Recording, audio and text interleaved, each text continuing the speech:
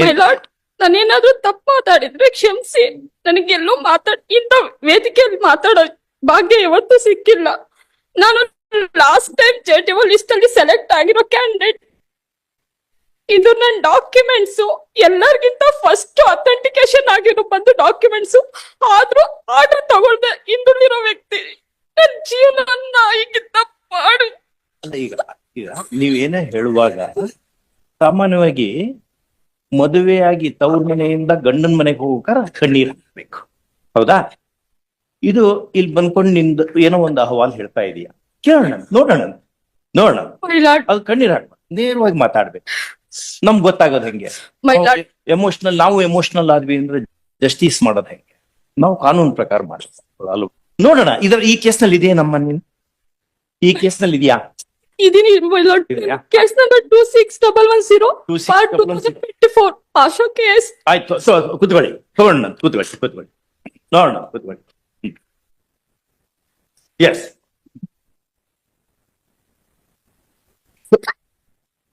ಬಡಿ. ಅವ್ರು ನಿಮ್ ಲಾಯರ್ ಇಲ್ವಾ? ನಿಮ್ ಲಾಯರ್ ಇದ್ದಾರಾ? ಹಾ,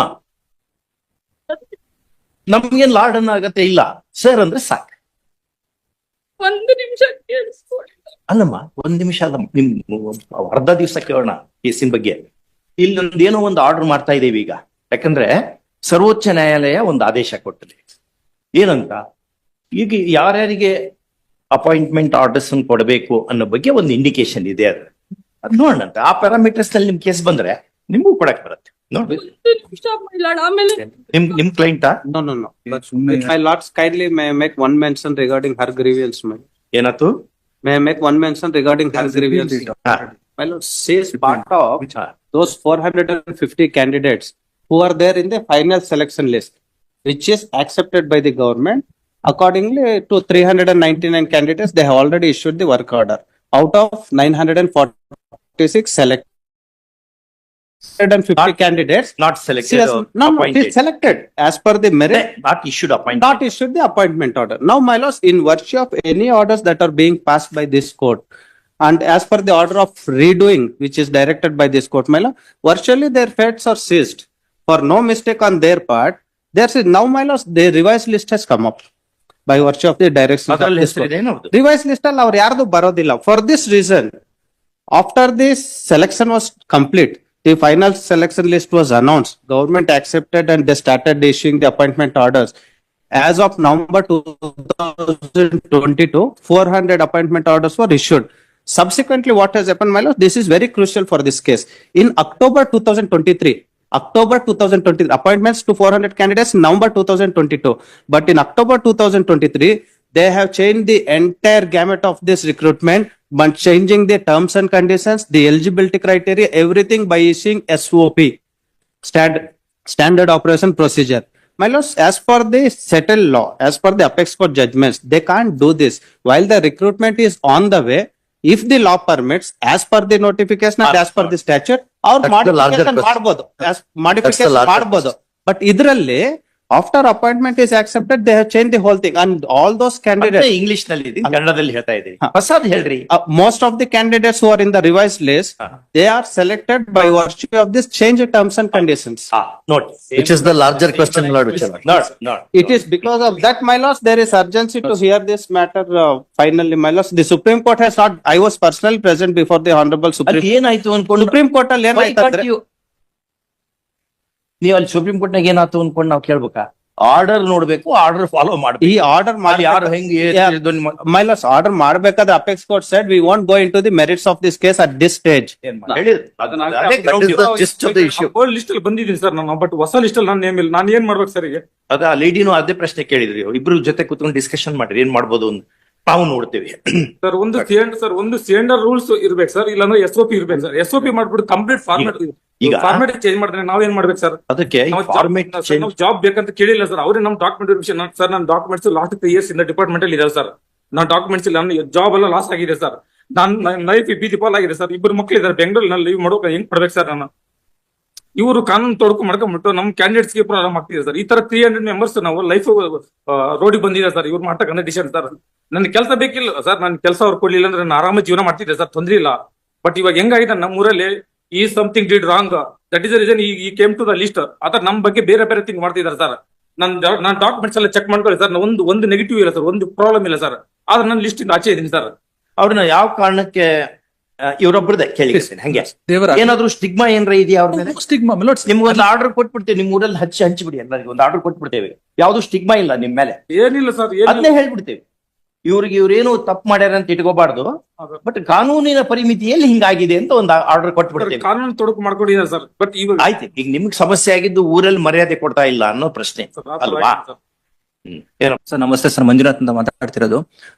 ಸರ್ ನಾನು ಫಸ್ಟ್ ಲಿಸ್ಟ್ ಅಲ್ಲೂ ಇದ್ದೀನಿ ಮತ್ತೆ ಸೆಕೆಂಡ್ ಲಿಸ್ಟ್ ಅಲ್ಲೂ ಇದ್ದೀನಿ. ನಂದು ಸಿಂಧುತ್ವವಾಗಿದೆ, ಪೊಲೀಸ್ ವೆರಿಫಿಕೇಶನ್ ಎಲ್ಲ ಆಗೋಗಿದೆ. ಬಟ್ 30 ತಿಂಗಳಿಂದ ನನಗೆ ಯಾವುದೇ ಆರ್ಡರ್ ಕಾಪಿನೂ ಇಶ್ಯೂ ಮಾಡಿಲ್ಲ. 30 ತಿಂಗಳಿಂದ ರಿವೈಸ್ ಲಿಸ್ಟ್ ಬಂದಿದ್ದೆ ಅವಾಗ. Revise list milords was published on ಅದು ಫಸ್ಟ್ ಅಂಡ್ ಸೆಕೆಂಡ್ ಎರಡರಲ್ಲೂ ಇದ್ದವರಿಗೂ ಅಪಾಯಿಂಟ್ಮೆಂಟ್ ಆರ್ಡರ್ ಕೊಡಲ್ವಾ? No, in the persons who are appointed, 399 persons appointment orders were issued. In the meantime, before other appointments order could be issued, there was an interim order. So therefore, out of 399, now 119 are in 280 milots are in both the lists. So 119 are persons represented by Kashinath sir and Vivek Reddy sir. Sir ವೈದ್ಯ ಮಾತಾಡಿ sir ಎರಡು list ಇಂದ 357 ಜನ select ಆಗಿದೀವಿ sir. Mic ತಗೊಳ್ಳಿ. ಆಯ್ತು, ಈಗ ನಮ್ಗೊಂದು ಆಯ್ತು, 357 ಜನತನು ಎಲ್ಲ ನಿಮ್ lawyer ಇದ್ದಾರೆ ಸರ್. ಮತ್ತೆ ಅವ್ರ ಲಾಯರ್ ತೆಗೆದು ಹಾಕಿ ನೀವೇ ಆರ್ಗ್ಯುಮೆಂಟ್ ಮಾಡಿ. ಅವ್ರು ಸುಮ್ಮನೆ ಲಾಯರ್ ಫೀಗಿ ಕೊಟ್ಕೊಂಡು ಯಾಕೆ ಒದ್ದಾಡ್ತೀರಿ? ಮೊದಲೇ ಜಾಬ್ ಬೇರೆ ಇಲ್ಲ. ಈಗ ಎಲ್ಲರನ್ನು ನಾವು ಹೇರ್ ಮಾಡ್ತೀವಿ. ಈಗ ಎಲ್ಲರೂ ನೀವು ಹಿಂಗ್ ಬಂದು ನೀವು ಎಷ್ಟು ಜನ ಇದ್ದೀರಿ ಈಗ ಇಂಥವ್ರು? ಇವರೆಲ್ಲರೂ ಹಿಂಗ್ ಬಂದು ಹೇಳಿ ನಾವು ಕೇಸ್ ನಡೆಸೋದು ಹೆಂಗ್ ಸಾಧ್ಯ ಆಗ್ತದೆ? ಅದು ನಿಮ್ ಲಾಯರ್ ಇದ್ದಾರೆ, ಅವ್ರು ನಿಮ್ ಲಾಯರ್ ಸರಿಯಾಗಿ ಆರ್ಗ್ಯೂ ಮಾಡ್ಲಿದ್ದಾಗ ಏನಾದ್ರು ಪಾಯಿಂಟ್ ಬಿಟ್ಟಿದ್ರೆ ನೀವು ಎತ್ಕೊಂಡು ಹೇಳ್ಬೋದು, ಅದನ್ನು ಪರ್ಮಿಟ್ ಮಾಡ್ತೀವಿ. Milots, may I just suggest this, Milot? Milots, pleadings, it arises out of a proceedings, Milot. ನಾನು ಒಂದು ಪ್ರಶ್ನೆ ತಿಳಿತಾ ಇಷ್ಟ. Please. ಈ ಫಸ್ಟ್ ಲಿಸ್ಟ್ ಸೆಕೆಂಡ್ ಲಿಸ್ಟ್ ಎರಡರಲ್ಲಿ ಇದ್ದವ್ರಿಗೆ ಯಾಕೆ ಅದು ಎಂಟ್ರಿ ಮಾಡಿರೋದಕ್ಕೆ ನಾವೀಗ ನಿಮ್ಗೆ ಕೇಳ್ತಾ ಇದ್ದೀವಿ. ಎಕ್ಸ್ ಕೋರ್ಟ್ ಆರ್ಡರ್ ಬಂದಿದೆ, Please, Milots. ಅದು ಫಸ್ಟ್ ಲಿಸ್ಟ್ ಸೆಕೆಂಡ್ ಲಿಸ್ಟ್ ನಾಗ ಇರೋರು suppose first list in the even regardless of result ಅವ್ರಿಗೆ ಅಪಾಯಿಂಟ್ಮೆಂಟ್ ಆರ್ಡರ್ ಕೊಡ್ಲೇಬೇಕಾಗ್ತದೆ. Yes, sir. Milots, ಚೇಂಜ್ ಆಗ್ತದೆ. no, Milots. In the new list, whoever is there, everybody gets an appointment order. But earlier who were appointed, 399 persons were appointed. ಆ post ಅನ್ನು ಬಿಟ್ಕೊಂಡು ಮಾಡ್ಬೇಕಾಗ್ತದೆ. Bit madbekaite, but out of the 399, only 119 do not find a place in the new list. ಇನ್ನು ಉಳಿದವ್ರು ಎಲ್ಲರಿಗೂ ಉಳಿದವರೆಲ್ಲ ಆ list ಅಲ್ಲಿ ಇದ್ದಾರೆ. that 119 word is protected. That 119 is protected by the Supreme Court. Now, Milots, there is urgency for issuance of appointment orders also. May I just suggest this, Milots? In the memo that is filed by the state, 14 weeks has been sought, Milots, by step calculation. 14 weeks. 14 weeks for the purpose of completing the entire process. From starting from day today, when we will be sending the list today, Milots, from the KPSC will forward the list in respect of 22 trades to the state government. The process can independently go on. Without maybe appointment orders, Milots may say that in the meantime, within the 14 weeks, matter could be heard itself. That's what because let the process go on with regard to document verification. Because the names are already in the list. Apart from the legitimate expectation that you get from your name being in the list, just by going through that process, I don't think any additional expectation will start. Because they're all before the court, Milots. So, my respectful submission, Milots, is in view of the Supreme Court order also, and view of the urgency, let the process of document verification be completed. Any which way, Milots, state itself is saying that 14 weeks is required. ಆಮೇಲೆ ಮಾಡಿದ್ದು ಏನಿರ್ತದೆ ಅದು ಎಲ್ಲೆಲ್ಲಿ ಉಳಿಯುತ್ತದೆ ಉಳಿಸ್ಕೊಳ್ಬಹುದು ಅಂತ ಅಷ್ಟೇ. Sir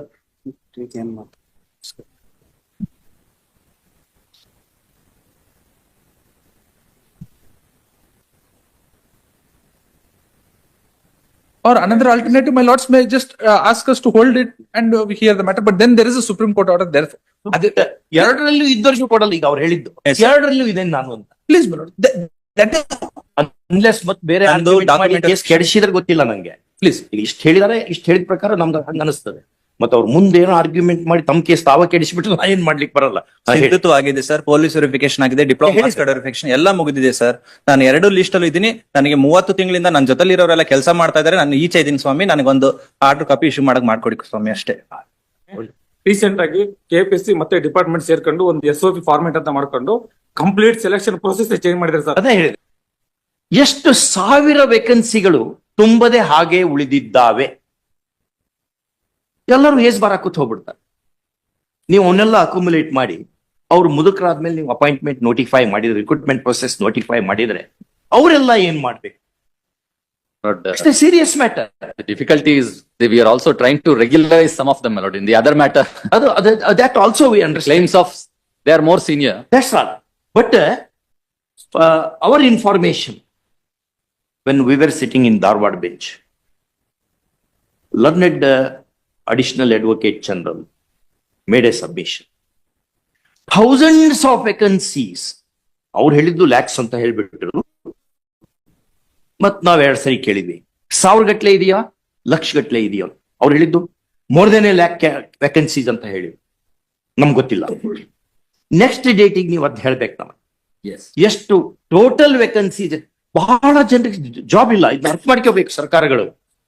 ನಮ್ ತಿಳಿದಾಗ ನಾವು ನೋಟಿಫೈ ಮಾಡೋದಲ್ಲ. ಎಂಪ್ಲಾಯ್ಮೆಂಟ್ ಜನರೇಷನ್ ಇದೆಯಲ್ಲ, it is part of the duty of the state. ನೀವು ಎಂಪ್ಲಾಯ್ಮೆಂಟ್ ಜನರೇಟ್ ಮಾಡೋದು ಬೇಡ, ಇರೋ ವೇಕೆನ್ಸೀಸ್ ಏನಿದಾವಲ್ಲ ಅವುಗಳಿಗೆ ನೀವು ಫಿಲ್ಅಪ್ ಮಾಡಬೇಕು. ಅಂದ್ರೆ ನಮ್ಮ ಯುವಕರಿಗೆ ಎಲ್ಲರಿಗೂ ಜಾಬ್ ಸಿಗ್ತದೆ ಅವರಿಗೆ.